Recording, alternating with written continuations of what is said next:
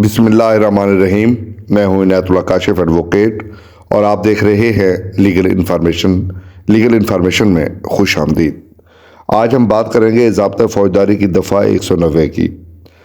دفعہ 190 ضابطۂ فوجداری کے مطابق ایک مجسٹریٹ جب کسی مقدمے میں تحقیقات شروع کرنے کی خاطر کارروائی کا آغاز کرتا ہے تو اس عمل کو عدالتی دست اندازی کہتے ہیں۔ پولیس کے تفتیش کیے ہوئے مقدمات میں بعض دفعہ پولیس ایک یا ایک سے زیادہ ملزمان کو بے گناہ قرار دے دیتی ہے اور ان کا نام چالان کے خانہ نمبر 2 میں درج کر دیتی ہے۔ اس خانہ نمبر 2 میں صرف ان ملزمان کا نام درج کیا جاتا ہے جن کو پولیس گرفتار یا چالان نہیں کرنا چاہتی۔ کبھی کبھی پولیس مقدمہ خارج کر دیتی ہے اور کسی ایک ملزم کا بھی گرفتار یا چالان پیش نہیں کرتی۔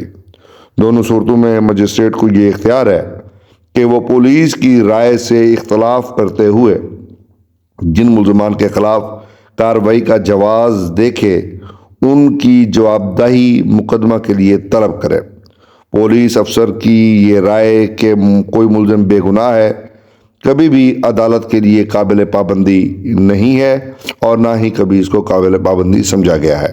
یہ اختیار صرف عدالت کو ہے کہ وہ تحقیقات کر کے کسی ملزم کو گناہ گار قرار دے یا بے گناہ قرار دے۔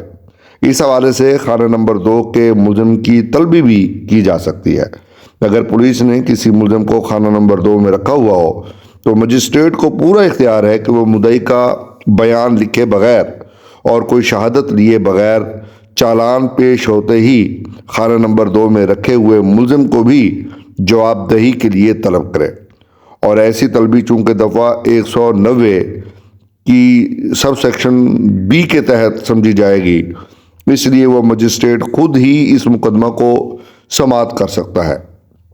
دفعہ 191 ضابطۂ فوجداری کی پابندی اس پر عائد نہیں ہوگی، اور اس حوالے سے اگر خانہ نمبر 2 کے ملزم کو سیشن جج خود بھی طلب کرنے کا حکم دے سکتا ہے، خواہ مجسٹریٹ نے مقدمہ سیشن جج کو بھجوانے سے پہلے خانہ نمبر 2 کے ملزم کو طلب نہ بھی کیا ہو۔ یاد رکھیے، رپورٹ اخراج پر بھی ملزمان کو طلب کیا جا سکتا ہے۔